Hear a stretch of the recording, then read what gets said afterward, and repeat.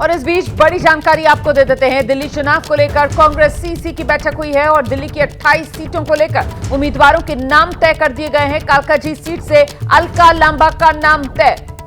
CM आतिशी के सामने अलका लांबा कांग्रेस उम्मीदवार होंगी, ये इस वक्त की बड़ी खबर है।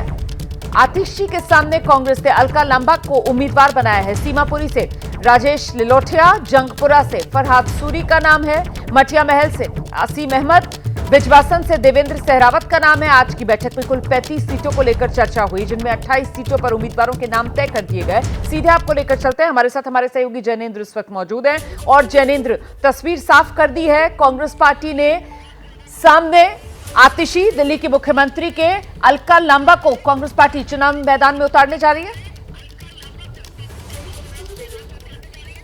बिल्कुल, अलका लांबा के नाम पर मुहर लग गई है। आतिशी के सामने वो कालकाजी सीट से लड़ेंगी। आधिकारिक मुहर क्या लगाएंगे? देवेंद्र यादव अध्यक्ष हैं दिल्ली प्रदेश के।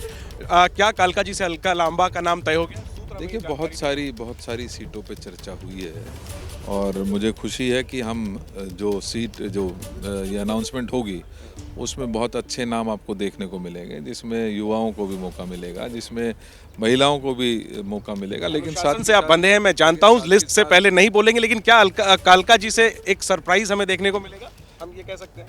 मैं आपको एक बात कहना चाहता हूं कि हमारी 70 की 70 सीटों पे आपको ऐसे उम्मीदवार देखने को मिलेंगे जो वाकई में लोगों के बीच में रहते हैं, जो लोगों की पीड़ा को समझते हैं और उनके मुद्दों को मजबूती के साथ उठाने में सक्षम रहेंगे। क्या दूसरी लिस्ट आज आएगी? कांग्रेस की 28 सीटें जो जिन पर मुहर लगी है, क्या वो आज जारी हो जाएंगी? मुझे नहीं पता है कि 28 पे है, या आपने इन्फॉर्मेशन दी है, धन्यवाद उसके लिए। लेकिन मैं मानता हूं कि एक अच्छी बड़ी लिस्ट पे हमने चर्चा की है और उसमें जैसे आपने कहा कि कुछ सीटें हमने उसमें क्लियर की हैं, कुछ पे अभी चर्चा बाकी है।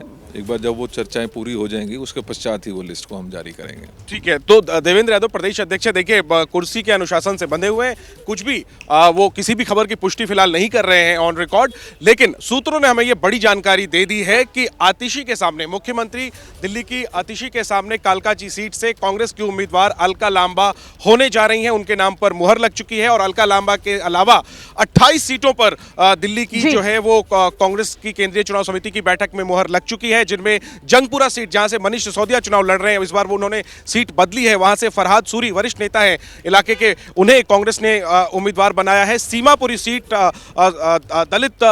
दलितों के लिए आरक्षित सीट है, वहां से राजेश लिलोठिया जो कांग्रेस के एससी विभाग के राष्ट्रीय अध्यक्ष हैं, उन्हें उनका नाम तय किया गया है। इसके अलावा मटिया महल सीट जो मुस्लिम बहुल सीट है, वहां से आसिम अहमद खान को कांग्रेस ने टिकट दिया है। आसिम अहमद खान आम आदमी पार्टी की टिकट पर चुनाव जीते थे 2015 में, उन्हें मंत्री भी बनाया गया था। हालांकि भ्रष्टाचार के आरोपों में उन्हें केजरीवाल ने बेदखल किया था अपनी कैबिनेट से। अब वो कल शाम को ही कांग्रेस में शामिल हुए हैं और उनका नाम तय हो गया है।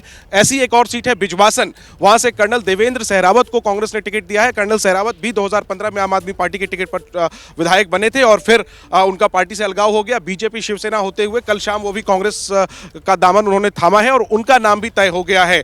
तो 28 सीटें तय हो चुकी हैं कांग्रेस की सीईसी में। उम्मीद करनी चाहिए कि आज शाम को जो है कांग्रेस की दूसरी सूची आ जाएगी। 21 सीटों पर पहले अनाउंसमेंट हो चुका है और उस लिस्ट में सबसे बड़ा नाम संदीप दीक्षित का था, जो नई दिल्ली सीट से उम्मीदवार बनाए गए अरविंद केजरीवाल के सामने। और दूसरी लिस्ट में सबसे बड़ा नाम होगा अलका लांबा का, जो कि आतिशी के सामने कांग्रेस की टिकट पर चुनाव लड़ेंगी। अलका लांबा की बात करें तो फिलहाल वो कांग्रेस की जो महिला विभाग है उसकी राष्ट्रीय अध्यक्ष हैं और इसके पहले चांदनी चौक से आम आदमी पार्टी की टिकट पर ही विधायक रह चुकी हैं और इससे पहले वो कांग्रेस के छात्र संगठन एनएसयूआई की राष्ट्रीय अध्यक्ष रह चुकी हैं, डूसू में पदाधिकारी रह चुकी हैं। तो एक बड़ा नाम है जिसे कि कांग्रेस ने मुख्यमंत्री आतिशी के सामने उतारा है और एक तरीके से कांग्रेस, जिसे के बारे में माना जा रहा था कि वो मुख्य लड़ाई में नहीं है, अपने उम्मीदवारों के नामों से कांग्रेस ये संदेश देने की कोशिश कर रही है कि वो न सिर्फ लड़ाई में है बल्कि सीधी चुनौती कई सीटों पर देने की स्थिति में बनती जा रही है। बहुत शुक्रिया आपका इस तमाम जानकारी के लिए जैनेंद्र।